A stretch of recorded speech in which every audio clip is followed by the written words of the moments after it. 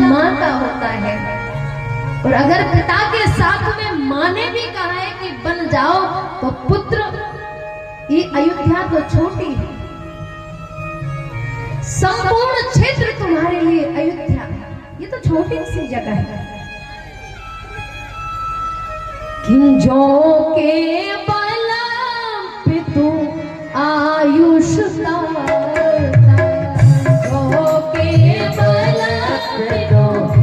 आयुष तो चल जाओ जाने बड़वाता, तो चल जाओ जाने बड़वाता, तो चल जाओ जाने बड़वाता। अगर माँ ने भी कहा है तो तुम शहर से चले। भगवान ने राजस्त्री वस्त्र उतारे, बदकल वस्त्र पहने, जैसे ही श्रृंगार किया, मां जानकी जी आ गए। कहा आप जाओगे तो हम भी चले। मैया कौशल्या ने कहा जानकी, तुमने कभी पृथ्वी पर पैर नहीं रखा। वनवास काल में महाराज कंकड़ पत्थरों से, कांटों से भरा मार्ग, और महाराजा दशरथ ने किस भाव से तुम्हें बधू बनाया, कुल बधू बनाया। और शास्त्र कहता है कि अपनी बेटी को, अपनी बहू को पलकों के समान रखना चाहिए। जैसे हमारे नेत्र सुरक्षा करते हैं, उसी प्रकार हमें भी अपने परिवार की सुरक्षा करनी। आज भैया जानकी जी कहते हैं कि अगर प्रभु कांटों के मार्ग पर, कंकड़ों के मार्ग पर चलेंगे, तो ये जानकी इन मखमली वस्त्रों पर चलने के योग्य नहीं है। क्योंकि जिया बिन देह नदी बिन बारी, जिया बिन देह नदी बिन बारी,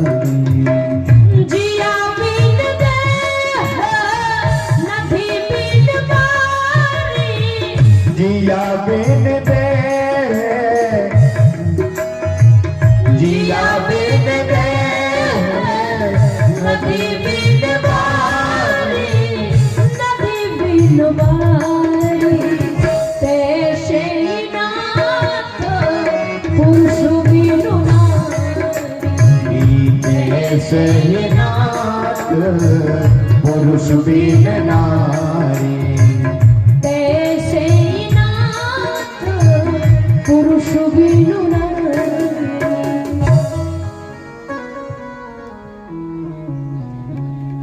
जैसे बिना जीवन के देह किसी काम की नहीं होती, बिना पानी के नदी किसी काम की नहीं होती, उसी प्रकार पति के बिना भी पत्नी का कोई सम्मान नहीं है, कोई मान नहीं। आप साथ लेकर चलो। आज भैया कौशल्या से आज्ञा लिया। जैसे ही लक्ष्मण जी को पता चला, समाचार जब लक्ष्मण पाए, जैसे ही समाचार मिला,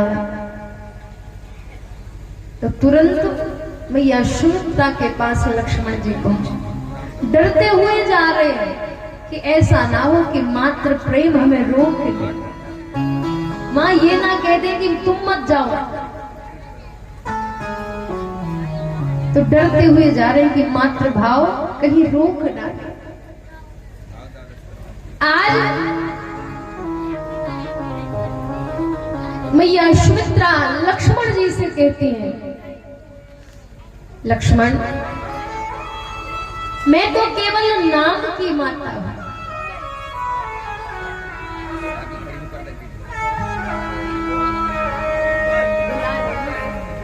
कि तात तुम्हारु मातु वैदेही, पिता राम सब भांतु शने। राम ही तुम्हारे पिता है, जानकी ही तुम्हारी माता है। आज सबसे आज्ञा लेकर के भगवान श्री राम अयोध्या में प्रवेश करते हैं। जैसे ही रथ पर सुमंत ने चढ़ाया, सारे अयोध्या वासी एकत्रित हो गए, विलाप करने, रोने लगे। भगवान श्री राम के साथ में विचार करना, भगवान श्री राम ने माता का रूप लिया, एक माँ की इच्छा का पालन किया है। और संसार में वही माता है जो अपने बालक को उत्तम संस्कार देवे। जीव की पहली गुरु माँ होती है, तो माँ भी वही माँ कहलाती है जो अपने बालक बालिका को उत्तम संस्कार दे। नहीं तो गोस्वामी तुलसीदास जी महाराज ने स्पष्ट बयानी शब्द लिखा है, नतर बांझ हलबाद बयानी। हम अपनी भाषा में बयानी पशुओं को कहते हैं, जीव को नहीं कहते। पशुओं के लिए ये शब्द संबोधित किया, लेकिन स्पष्ट लिखा है।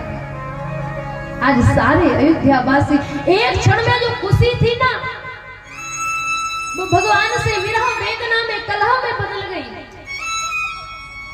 सारे अयोध्यावासी अवध पर छोड़ करके जाने लगे। अवध जहां जहे राम निवास,